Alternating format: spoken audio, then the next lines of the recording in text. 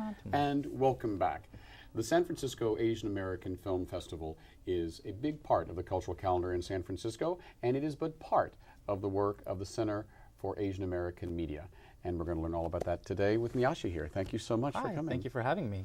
The festival has just concluded, and as usual, was a big hit. Thank you. But I think a lot of people are curious about the parent organization. Talk to me about the mission of the Center for Asian American Media. Sure. So the Center for Asian American Media has been around for 30 years. We are the largest organization dedicated to Asian American experiences told through media, whether that's public television, film, or digital media. And the mission is just really to tell our stories, our chance really to tell everyone all the bold and exciting stories that we do have. Now, when you say it's the largest, you mean here in the Bay Area or? Nationwide, yeah. So it's been around for 30 years. How has its mission changed? I mean, how Asian American culture was portrayed in movies and TV 30 years ago was far different than it is portrayed now. Yeah, I mean, I guess what I'm asking is it like a non-community specific GLAAD? I mean, does it exist to not only promote but educate? Yeah, absolutely. And definitely the beginning of the Center for Asian American Media was to really to combat the negative portrayals or the lack of portrayals in the larger media landscape.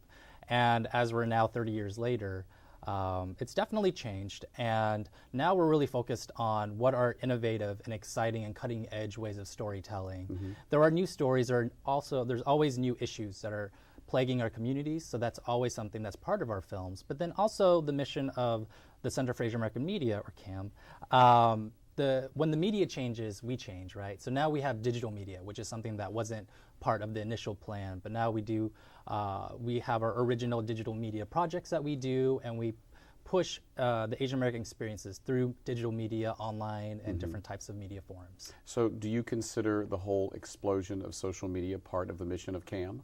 Yeah, I think definitely social media, YouTube, all of that has really helped bring our stories to light. Yeah.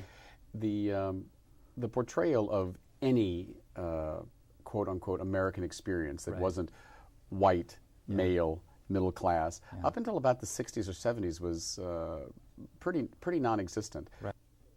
What do you think are some especially egregious examples of Asian or anti-Asian stereotypes in film? Yeah, I think that's a good question. There's definitely, I can think of a lot. Yeah. One of the interesting things that we did at the festival a few weeks ago was we had an Out of the Vault screening of Charlie Chan. And we screened the 1937 film Out of the Charlie Chan at the Olympics.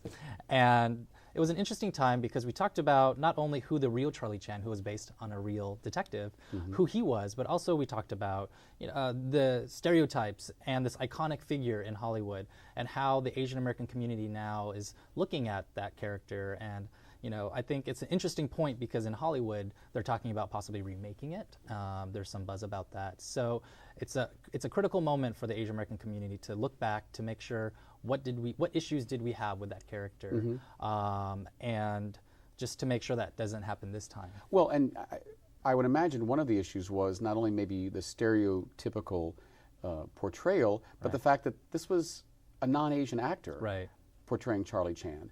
Another film that comes to mind for me that I saw recently and felt kind of guilty laughing at was that Murder by Death, that comedy where you have Peter Sellers, very much a non-Asian actor, portraying Charlie Chan, and I wondered, should I be laughing at that? Should I be offended? Or is he making the joke that back then there would have been a white actor playing it? I mean, how much do you dissect this? Well, it's interesting. When I saw that film the first time, I actually loved the film. And I laughed about it, and I thought it was satire, and I thought it was ironic and clever. And then I had conversations with people in the Asian American community, and some people do find it very offensive. And so it's that dialogue that we have, and that, at the festival, that's one of the things I love most about a festival is that you have that conversation with people. But it's an interesting character, and I think it's important when you're looking at figures, when you're looking at representation, is to take a step back and also look at the production and look at the film, the writers, the director, and what was their initial thoughts? Did they make any comments about it? Yeah. And how would CAM feel about maybe one of the most famous stereotypical portrayals of an Asian in film, the portrayal by Mickey Rooney of the Japanese neighbor in Breakfast at Tiffany's? Yeah. Well, I grew up hating Breakfast at Tiffany's, and it's funny because all of my friends love that movie, and it always bothered me, even when I was a child. And I think the Center for Asian American Media, one interesting thing that we actually saw was that it was gonna play at an outdoor screening somewhere in America. Breakfast at Tiffany's. Breakfast at Tiffany's. Yeah, yeah. And the Asian American community got angry about it and said, we really don't want to see Mickey Rourke with his buck teeth on the big screen. That's not something we want to go to. So the organizers decided to just cut out the Mickey Rourke character, or the Mickey Rooney character. Yeah, yeah. And then there were people in the Asian American community was angry again, because we're like, no, we don't want to just erase history. I think it's important to keep these films and to remember these iconic figures so that we can learn from them and move forward. Yeah, and what is the balance? I mean, then there's something like, that very famous musical Flower Drum Song, which I understand has been rewritten to now change the lyrics of some of the music, because there's some of the lyrics that even when I saw it when I was young, I was like, wow, that's really stereotypical. But then again, you would say, well, Flower Drum Song was a period in Asian American history. How does one negotiate this? I think it's interesting. A film like Flower Drum Song is praised, and it's also considered offensive within the Asian American community. And it's a film that I do like. It was the first musical with an all Asian American cast, or Asian cast. So it was really nice for me to see representation. And there are times growing up that I felt like bad representation was better than no representation. Yes. And so seeing a film like Flower Drum Song, and myself loving musicals, I really stuck to it. And I think that it's an interesting film, and I think it's a film that we continually watch and examine, because the Asian American community changes sometimes. I think there is people who like to embrace it, and the musical came out, the theater version of it, but then there are also people who think that it is offensive just by the root of the story. Right. Another example that I've heard spoken about a lot in the last 10 years was when George Lucas did his, much anticipated prequel to the Star Wars films. And there was a lot of feeling that the portrayal of some of his quote-unquote alien characters were horribly negative Asian stereotypes. Do you think that was true, and do you think he realized it, or he was just being dumb? I don't...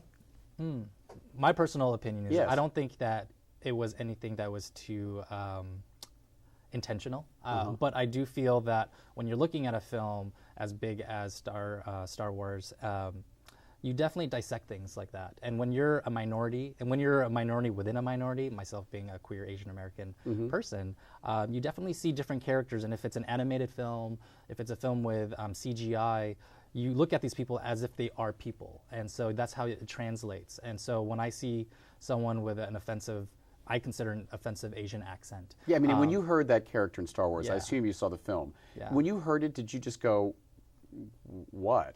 Right. Well, I felt like, who's the team that made this film? Because clearly this is offensive to myself. And if it's offensive to me, it's offensive to a community. So yeah, I think that there needs to be some, when you're making any type of cinema or art, is to have that perspective from different communities. Right. Yeah. As a queer Asian activist, artist, how often do you kind of feel yourself bifurcated? Maybe, I mean, have you ever had the occasion where you're seeing a portrayal that you felt was perfectly appropriate from an Asian point of view, but you thought, boy, that's homophobic? Yeah, I mean, I definitely feel like I have dual identities. I think something that a lot of people within the queer Asian American community feels is that you'll go to something and you're like, wow, I'm really happy that I saw that representation, and then you'll have a friend say, but did you not see the other characters who are offensive? And I think it's definitely, it's one of those things that when you're watching any type of media, whether it's a film or television, is that you have your own unique backgrounds, your histories, and your connections with these arts. So that is something that frames myself when I'm watching a film. And if there is any offensive queer or Asian American or any real minority or communities that are being offended, I personally don't like it. But I think there are definitely films that blur that. So I think there's a gray zone, but in general, if there's any negative portrayals, either way, it puts a radar. It gets on me really fast. Yeah. Right. Has it been challenging for you as a gay man within the Asian American arts community? I mean, do you think that the issues that are unique to us as gay people are given short shrift within that community? I think that's an interesting question. And I am blessed that I've been grown up pretty much my whole life in the Bay Area. And so I've been pretty open as being a gay person. I haven't had that issue. However, for the last 4 years, I was in Austin, Texas. And there were times where when I was doing press junkets or when I was going to communities promoting Asian American cinema, when I was going to traditional Asian American community centers and organizations, I couldn't go out and just say, watch this film, it's queer, I love it, it connects with me, it resonates with me. I'd have to tone that down a little bit. How did that make you feel? At the time, it didn't bother me so much just because Asian American cinema, I think, is something that is pretty aware here in the Bay Area. But when I went to Austin, I felt like there were a lot of communities who hadn't seen the films. So myself going to those communities and talking to them and letting them see their stories on camera or in film, it was something that I really enjoyed. And although we might not agree on everything, I did get...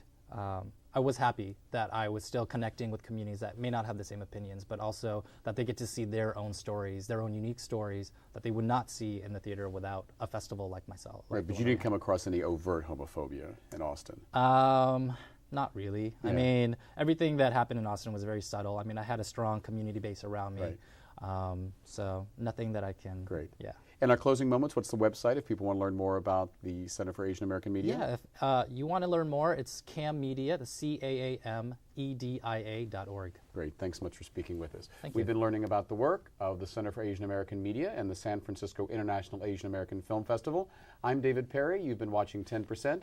We look forward to seeing you next week.